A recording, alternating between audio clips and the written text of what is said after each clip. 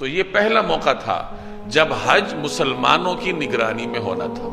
تو رسول اللہ صلی اللہ علیہ وسلم بنفس نفیس حج کے لیے تشریف نہیں لے گئے۔ اس کی اپنی حکمتیں تھیں۔ ایک حکمت اس میں سے یہ بھی تھی کہ چونکہ اب تک مشرکین کے لیے حج کی ممانعت کا اعلان نہیں ہوا تھا، یعنی اس حج میں مسلمانوں کے ساتھ مشرک بھی شامل ہونے تھے اور انہوں نے اپنے طریقے سے حج کرنا تھا۔